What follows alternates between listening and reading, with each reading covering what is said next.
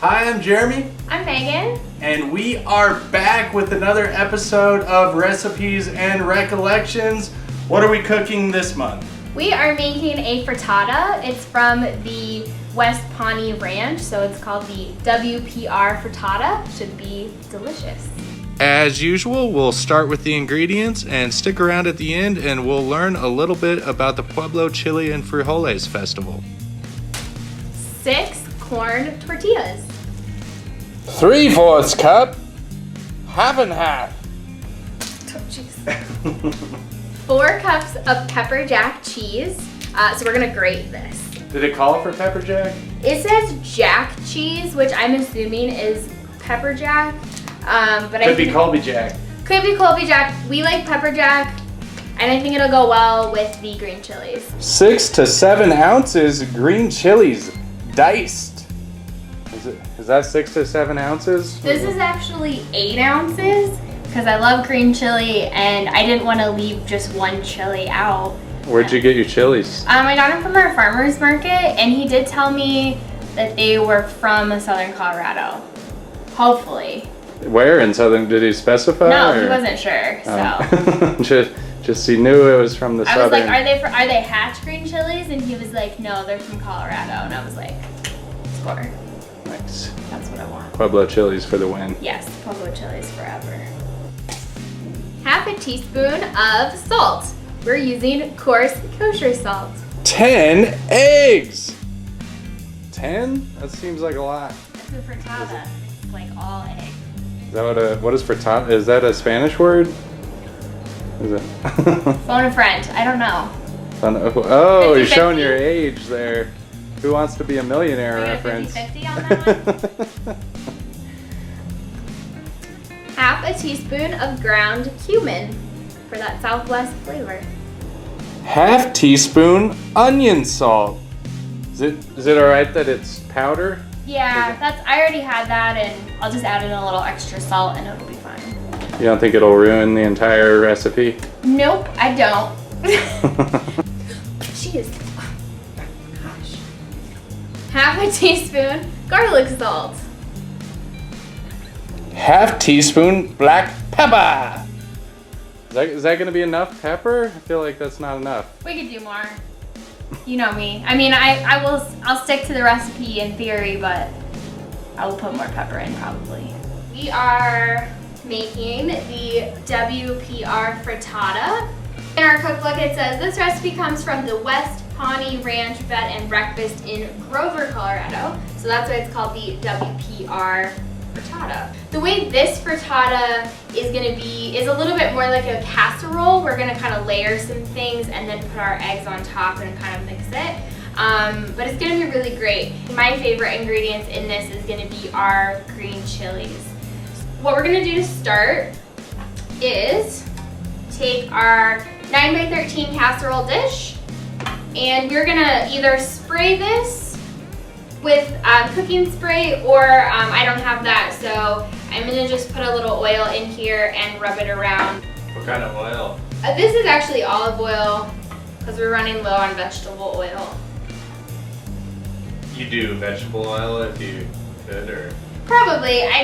We usually use vegetable oil for making popcorn, so yeah. So it's important to say. Can verify. We love 100% popcorn every night. We love popcorn. Homemade popcorn is the way to go. Orville Redenbacher. Orville Redenbacher. Again, not sponsored, but This is one time where you need to buy the name brand. I'm telling you, the cheaper popcorn does not burn as well. It doesn't pop as consistently, and that leads to burning on the bottom of your pan. This is where I'm finally the expert in cooking matters, is when it comes to popcorn. I always tell them, I'm like, you make the popcorn, because I always mess it up, so that's Jeremy's thing. So we have our pan prepped. What we're gonna do first is dice our green chilies. So this calls for 6 to 7 ounces of green chilies. So what you could do is buy those small cans. I think they come in 4 ounces, so you could just buy 2 of those and use that. I had some actual green chili, whole green chilies in the freezer from the farmer's market. And so I'm gonna dice these up. And then what Classic we're gonna do. Pueblo native. What? You always Having have chilies in the freezer. frozen green chili in the freezer? Yeah. You never know. Is that a prerequisite for being born in Pueblo, just to always have green chilies in the freezer? I think so. But I mean, green chilies are great because you can, you know, put them in eggs, you can put them in soup. I do that a lot. You could, you know, roast them, keep them like this, and make chili rellenos. I mean, there's just so many things you could do. You could make enchiladas, you could make vegetarian tacos, so many things. And the cool thing on that note about this recipe is it is vegetarian. There's no meat in this, so this is a really great dish if you were, you know, having people over, if you're vegetarian, or if you're just like wanting to not eat as much meat. All right, so what I'm gonna do is I'm going to, again, just dice my green chilies. And what I did, these were roasted when I bought them, and then I put them in the freezer. And then when I took them out of the freezer to let them thaw, after a while they were, you know, pliable. I ran them under water and kind of peeled that burnt skin off. Then you have this like nice, supple chili. And again, I'm just gonna do a rough dice of this. And that's gonna be the very bottom layer of our frittata. Oh, I forgot the biggest thing you could make is just like green chili stew, and you could make a slopper, or you could eat it just with tortillas. I mean, again, the possibilities. Do you remember what was it, the Food Network went to Pueblo and they did best slopper contest? Yes. And So the people were up in arms. They said Coors Tavern has the best slopper, but I can't remember the Food Network named it different. So I will tell you. So it's called Food Wars. I don't know if that's still a show. This was quite a while ago. I hope not after this debacle. So well, I guess for people that don't know, a slopper is very popular in Pueblo, very popular in southern Colorado, and it's traditionally an open-faced hamburger or cheeseburger with green chili stew on top, and then a lot of times you'll get like onions, sometimes French fries. And it's really, really good. Sometimes you'll see it called a Mexican hamburger. I've seen that at restaurants in other places. But yeah, so the Food Network came and they went to Coors Tavern, which is like an awesome dive bar. I think they have the best slopper. And then they also went to the Sunset. Oh, is it Inn. Sunset that one? Yeah. What? Have you had a slopper from there? No, well, They're not so I guess I'm not objective, but. So they said that that Sunset one,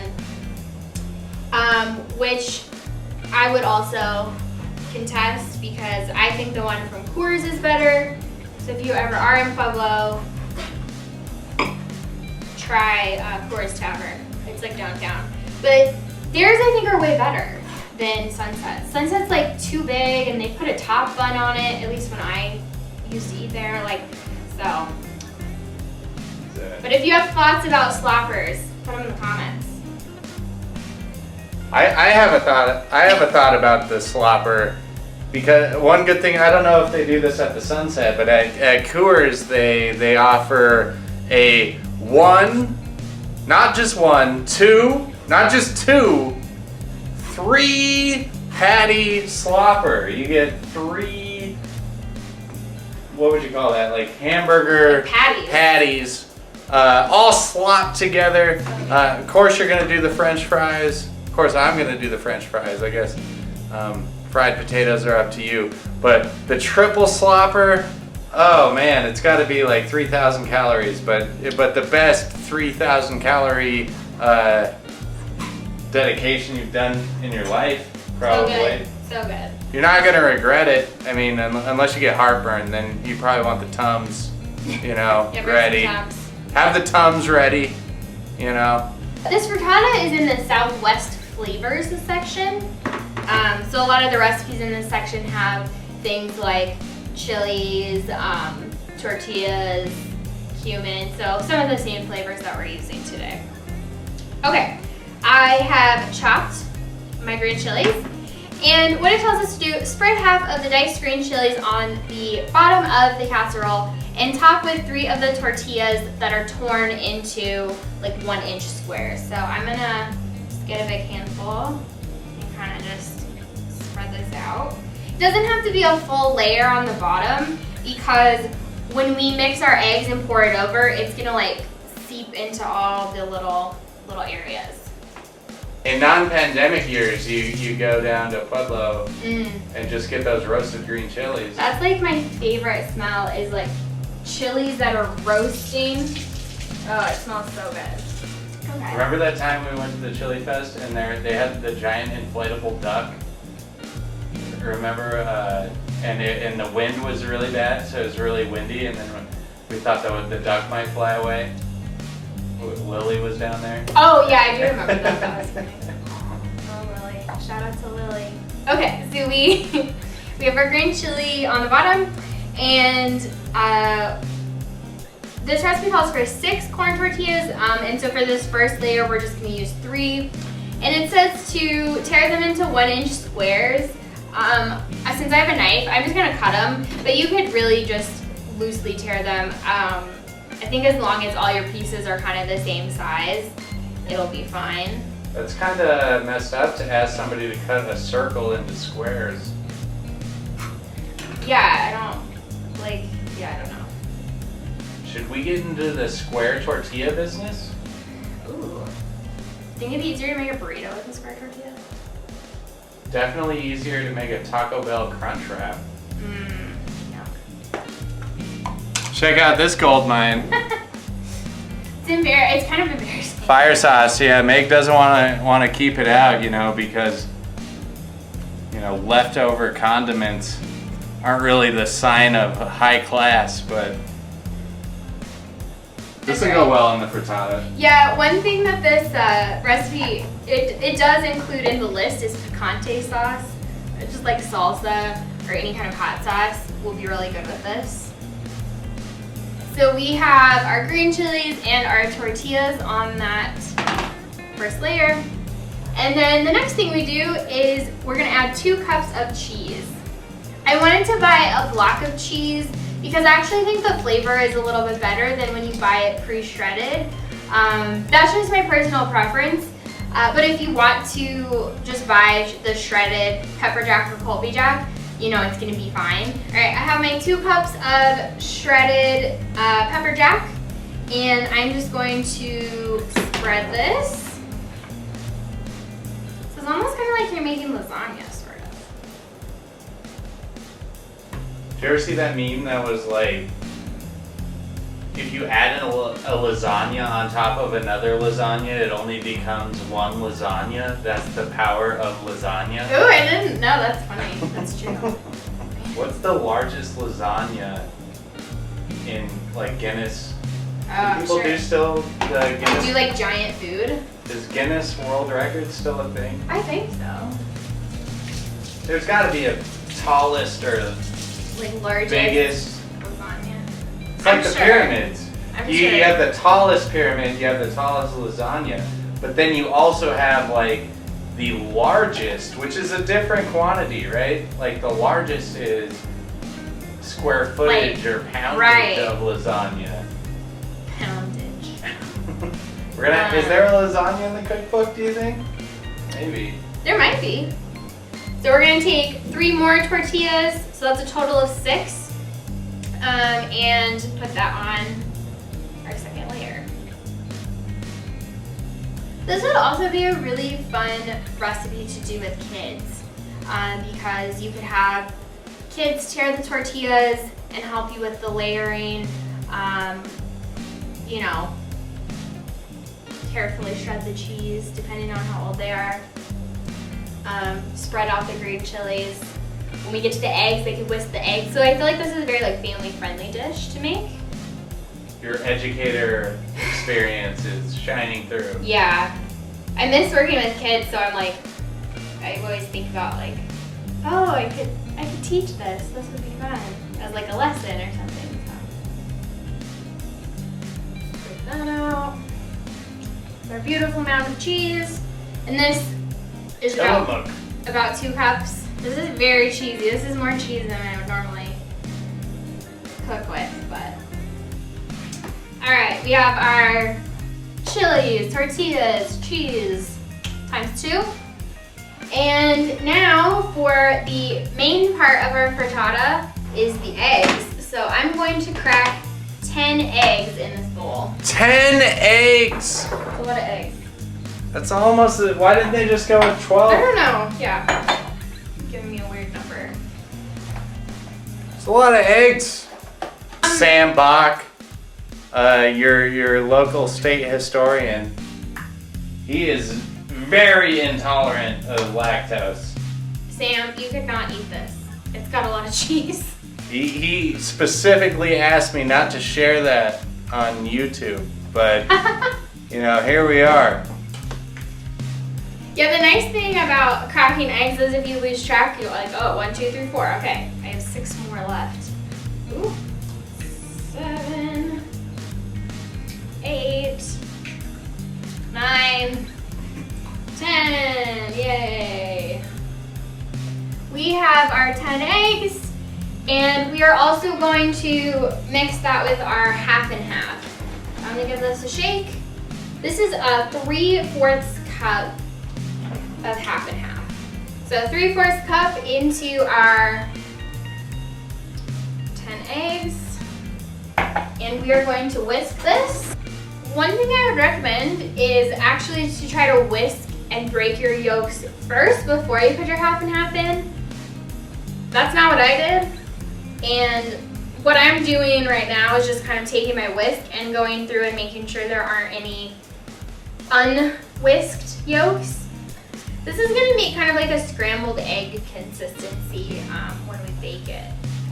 Do you ever put scrambled, like ketchup on your scrambled eggs? No. How about catsup? No, also no.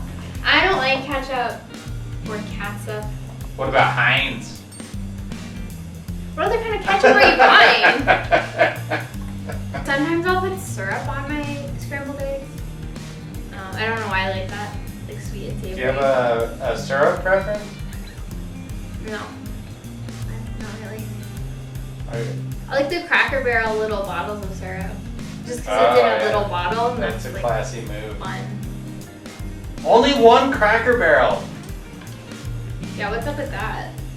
I only chime in when I'm outraged, and I am outraged at the lack of Cracker Barrels in Denver. I grew up in Denver, born and raised. I go down to Pueblo for a few years. It turns out there's a Cracker Barrel, and it was amazing. I come back up here, you know, I move back up to Denver, and I say, I'm gonna go to all the Cracker Barrels in Denver. Turns out there's one Cracker Barrel, one. And it's in Thornton. I live in Littleton. I gotta drive an hour and a half just to get to the Cracker Barrel. Devastating. They can hear you. Devastating. Devastating. Devastating. Okay. So once we have our half and half and our eggs all whisked, we are gonna add our spices. So we're gonna start with half a teaspoon of ground cumin. I'm gonna do half a teaspoon of onion salt or onion powder. That's what I have. Half a teaspoon of garlic salt. The one I'm not gonna measure is black pepper because I'm gonna grind it and, you know, I don't really wanna have to grind it into a bowl and measure it. So I'm just gonna do like, I don't know, 20 cranks. What a coup by the pepper industry. It's like, we'll tell them if they crack it themselves, it tastes better. I think it does. Like, I don't think that's a lie. And then we're gonna do half a teaspoon of salt. Now we're gonna mix, mix, mix.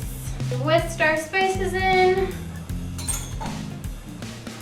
I'm gonna take my egg mix and I'm gonna slowly pour it over on my tortilla, cheese, green chili situation.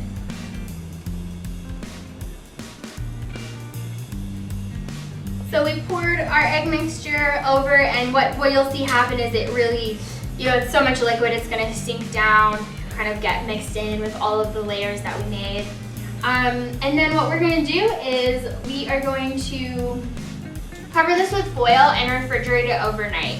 That's probably overnight. I know, that's probably like the biggest bummer about this recipe is that we can't eat it right away. But what we want to happen is for all of that goodness to really come together, all the flavors to meld, for the tortillas to soak up that egg.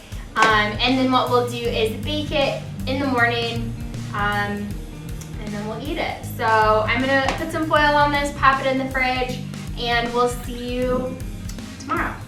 It's the next day. This has been in the fridge overnight. What I'm gonna do is just take off my foil and I'm gonna stick it in our oven. It's at 350 degrees and it's gonna bake for about 40 to 45 minutes. In it goes. We're gonna do 45 minutes. See you soon.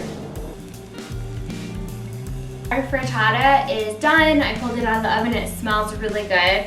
I'm gonna taste it. I'm actually gonna put some of this Pueblo green chili salt that we got from our friends in Pueblo. They're opening a cafe, so I'm gonna put a little bit of that and maybe some hot sauce, but I'm gonna taste it first. Let's see.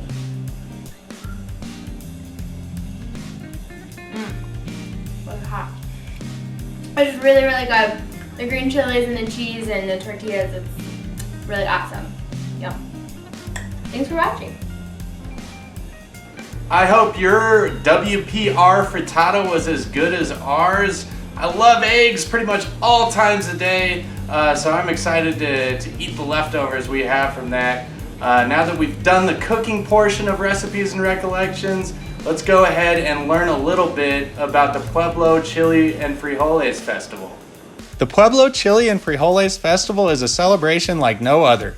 Focused around the Pueblo chili, it's a food festival ripe with live music, cultural performances, and the constant aroma of roasting peppers. An annual showcase of local agriculture, shopping, and entertainment, the Harvest Festival takes place in downtown Pueblo on a weekend in late September.